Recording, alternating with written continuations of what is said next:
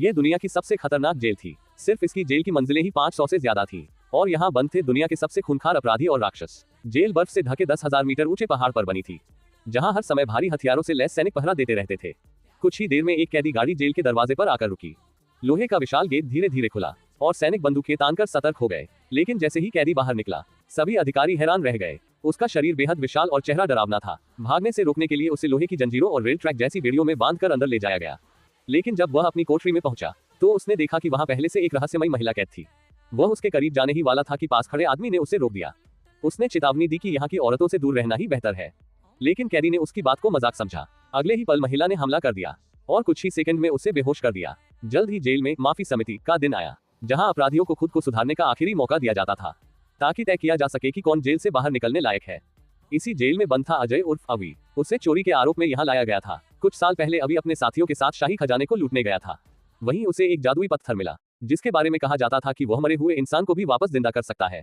अवि अपनी मृत पत्नी को वापस लाना चाहता था, लेकिन जैसे ही उसने पत्थर उठाया, उससे जुड़ा बेहद पतला सुरक्षा तार टूट गया और पूरे महल में अलार्म बज उठा। अगले ही पल सैनिकों ने चारों तरफ से हमला कर दिया। तभी लीसा नाम की जादूगरनी आगे आई और उसने समय रोकने वाला जादू चला दिया। एक पल में सारे सैनिक वहीं जम गए, लेकिन उनका साथी विलार समय रुकने से बच नहीं पाया और बीच में ही फंस गया। मजबूरी में सबको उसे छोड़कर भागना पड़ा। उसी दौरान अवि फिसलकर गिर पड़ा, लेकिन जमने से पहले उसने जादुई पत्थर अपने साथी की तरफ फेंक दिया।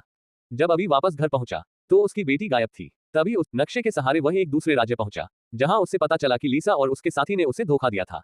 दोनों जादुई पत्थर हथियाना चाहते थे, लेकिन लीसा ने जादू से उन्हें जकड़ लिया और फांसी देने की तैयारी शुरू कर दी। आखिरी वक्त पर अवि ने चालाकी से समय खरीदा और फिर अचानक हमला कर दिया। दोनों ने मिलकर सैनिकों को खत्म किया और घोड़ों पर बैठकर वहां से भाग निकले। लीसा को हराने के लिए उन्होंने अपने पुराने साथी ब्लैक को बुलाया, साथ ही एक ऐसी लड़की को भी जो किसी भी जानवर का रूप ले सकती थी। लड़की मक्खी बनकर महल में घुस गई, लेकिन लीसा को शक हो गया और उसने बिजली का हमला कर दिया। मक्खी नीचे गिर गई और तुरंत चूहे में बदलकर भाग निकली। फिर उसने सैनिक का रूप धारण किया और चुपके से बाहर निकलने लगी, लेकिन पहरेदारों ने उसे पहचान लिया। तुरंत उसने फिर चूहे का रूप लिया और सैकड़ों पैरों के बीच से बचती हुई निकल गई।